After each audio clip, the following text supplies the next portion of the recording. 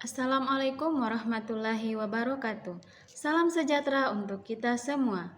Alhamdulillah, pada kesempatan hari ini kita akan mempelajari ketentuan khutbah, tabligh, dan dakwah.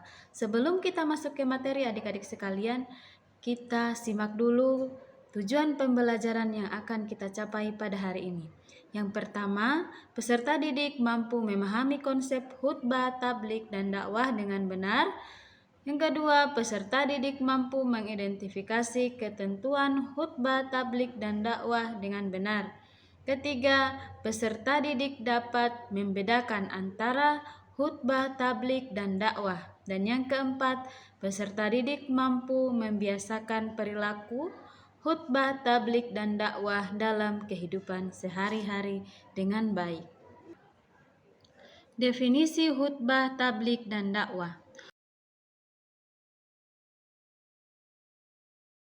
Khutbah merupakan penyampaian pesan atau nasihat yang berkaitan dengan ketakwaan terhadap Allah Subhanahu wa Ta'ala sesuai dengan perintahnya dengan memperhatikan syarat dan rukun tertentu.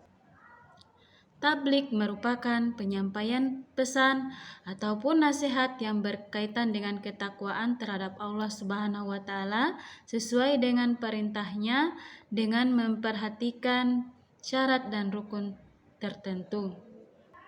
Sementara dakwah adalah hal yang kita lakukan, yakni kita mengajak orang lain untuk meyakini kebenaran ajaran Islam dan menjalankan syariatnya. Ketentuan khutbah. Yang pertama yakni syarat khatib. Khatib tentunya beragama Islam, mubalik. Khatib tentunya beragama Islam, balik, berakal sehat, dan taat beribadah, serta mengetahui syarat dan rukun serta sunnah khutbah, dan juga fasih dalam membaca atau melafazkan ayat Al-Quran. Syarat khutbah. Syarat khutbah yakni pelaksanaan khutbahnya dilaksanakan sebelum pelaksanaan sholat Jumat dimulai.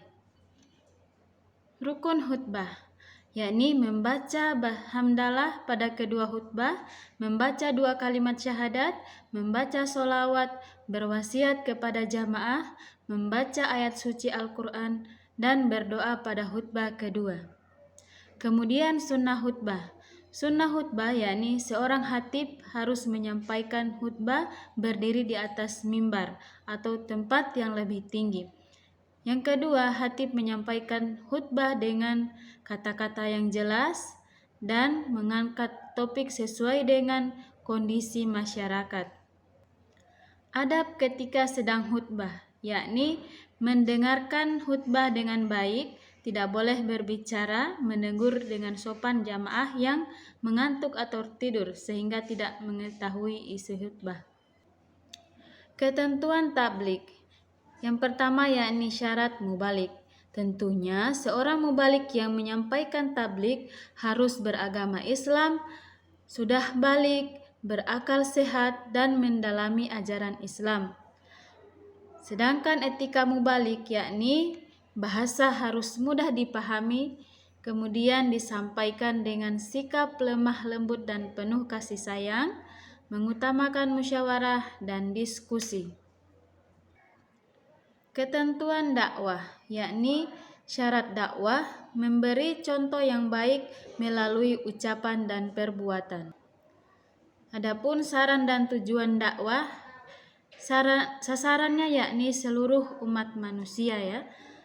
Kemudian tujuan dakwah bagi yang belum mengenal Islam yaitu mengenalkan ajaran Islam dan mengajaknya untuk memeluk Islam dengan cara yang santun dan tanpa paksaan.